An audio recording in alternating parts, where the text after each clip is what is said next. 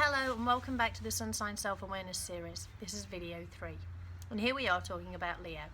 So in video 1 we looked at the mirror exercise. We stood in front of a mirror and we said the words I am, which is very Leo. It's who am I at this core self, who am I in my innate being.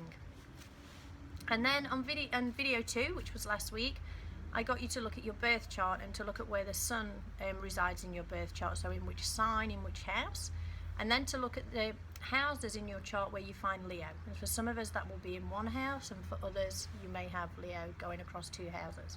So I hope you went good with that.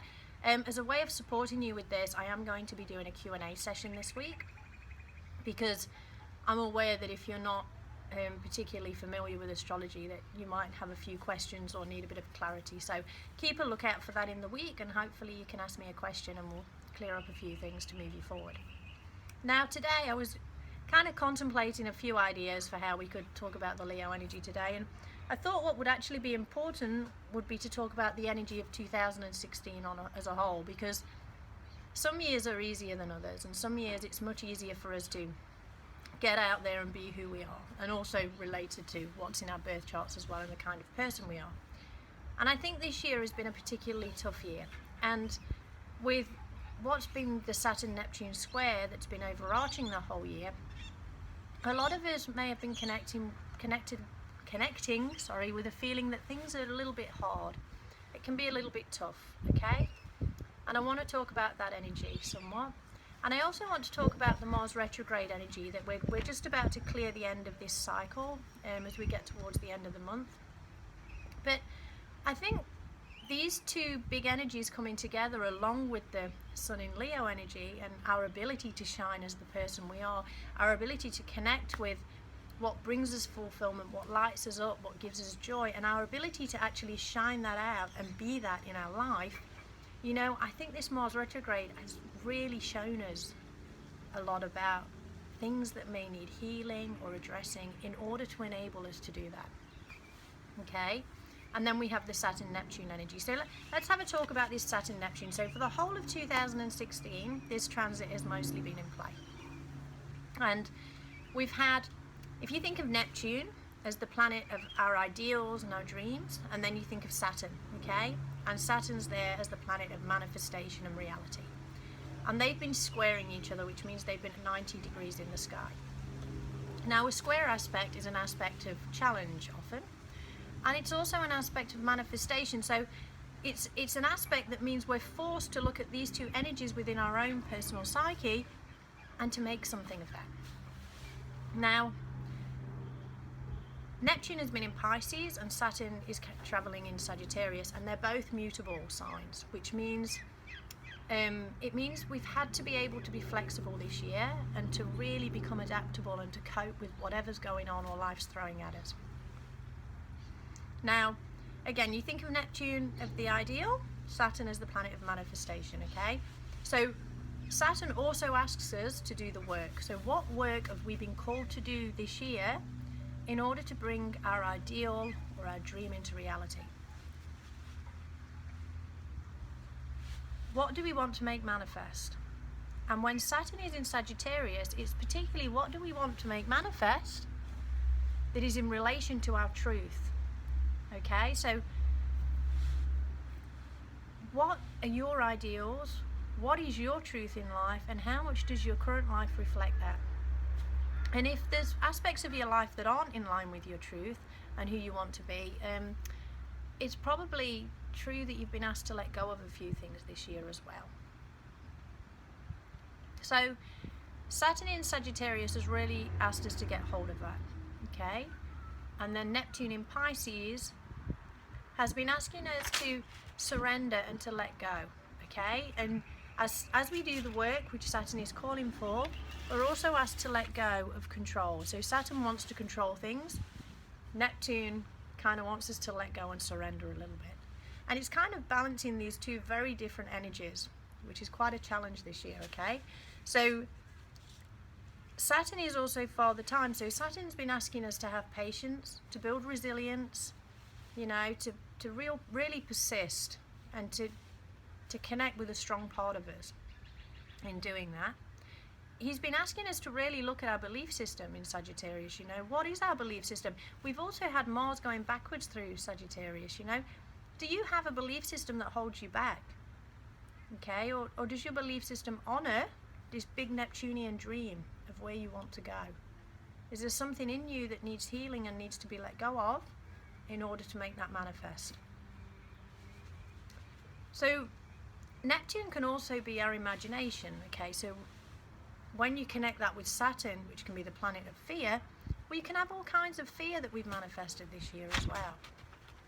You know, and sometimes the biggest thing with fear is, rather than giving into it and letting it get bigger and bigger and bigger, is to actually just feel it and to own it and to just do whatever it takes to move through it. So if you're really scared of making a video, just go and make a video. It's not really that scary. Yeah, those kind of things. But it's amazing how scary something can be until we actually do it. And funnily enough, the more you put things off, the scarier it can get. So really think about, what fears have you found coming up for you this year? Now, since Mars went retrograde and he went back into Scorpio, maybe you connected with some kind of issues around your personal power. You know, maybe even self-sabotage. What is there in there? You know, the Leo energy wants to be out there and wants to be seen, but are you connecting with issues around, if I am seen, will people become jealous of me? Will I incite envy? How will I cope with that? Okay, and then in Sagittarius, you know, this is the boundless energy. And it's almost like when you think of Saturn in Saturn is currently traveling through Sagittarius, this boundless, enthusiastic Sagittarius energy is being sat on, quite literally.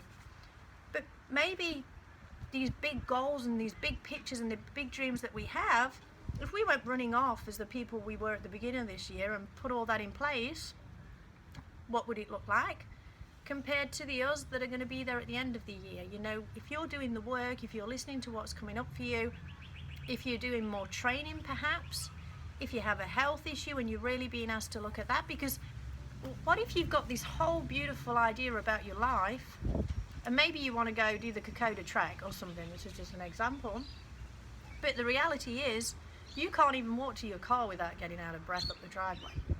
Then of course there's going to be elements in there where some of us are being called to look at our health, okay? And we can kind of go, oh, with Saturn, you know, there's a feeling of lack, there's a feeling of hard work, you know, growth is a struggle, but if we don't do the work, we're never going to shift it, okay? And if we do the work and we embrace things and we say, okay, this is what I have now, I'm going to take responsibility, another Saturn word there, I'm going to take full responsibility for me as I am now and the dream I have, then who are you going to be at the end of the year? When you've done that, you're going to be in a much better position for living the life of your dreams than you ever could have been at the beginning of the year. Unless, of course, you're having nothing come up this year and everything just seems hunky-dory, which is fabulous. So we also have Jupiter in Virgo, and Jupiter in Virgo is also a big kind of flashing light of, you know, embrace the work, embrace the healing. You know, growth will come through doing the work and through the healing. If there's something you need to learn to take you further, see, this Sagittarian energy is all about wisdom, and Saturn can also represent a teacher. So is there something you need to do or something more you need to learn until you can get where you're going? The Neptune energy can also have the downward kind of energy, that it can make us feel a little bit victimized as well. So when Saturn makes things quite hard, or we get that feeling of lack, if you pair that up with Neptune, we can get the, oh, it's just all too hard, I'm not doing this, you know. And there can be that option of, I'm just going to go and drink the wine, you know, I'm had enough, I'm going to go and watch like a million videos or a few movies, or, you know, I'm just going to sleep, I'm going to sleep until 2017. And of course that's another option if you can do that, and you're a bear maybe and you hibernate. But what have you then missed out on? You know, it's all very well having these little things that get us through the week. Maybe on a Friday night we have a glass of wine and it just makes us feel that little bit better. But if we constantly bliss out, or we constantly run away, or we just go into victim mode and feel very disempowered about our life, you know, who's going to change it? Because the person who needs to take responsibility for your life is you. And another really strong theme I felt coming through this year is the theme of self-care, which again, Jupiter in Virgo, Virgo is the healing energy too. So are you taking the time to look after yourself in all of this? Or are you constantly putting yourself at the back of everything? And what is this dream you've got? You know, is it a new house you're building? Is it a job that you're creating? You know, whichever area of your chart that this energy is activating, you know, have you got a dream of manifesting the perfect partner? If you're not sitting in a position where you even feel worthy of having that, then you're going to need to look at that energy too. Or is there something you need to change within you to ensure that you're walking your talk? Yeah, that's Sagittarian. So I'm going to leave you with all this pondering about, because I actually feel that since we've moved into the Leo energy that some of this may come up. You know, if some of us are struggling with, I don't feel visible, I'm not being seen, then maybe we need to look within. Maybe we need to say, okay, what is this showing me? You know, and if I imagine being seen and being visible and living my joy and having my passion and being out there and life is joyful and wonderful, how does that really feel for me? What do I connect with? Now, the good news is that we're moving towards the end of the Mars retrograde cycle. So Mars is now direct, of course, but he'll finally clear the path at which he first turned retrograde by the end of this month. And as we get to the end of the year, we're also going to clear this Saturn-Neptune energy.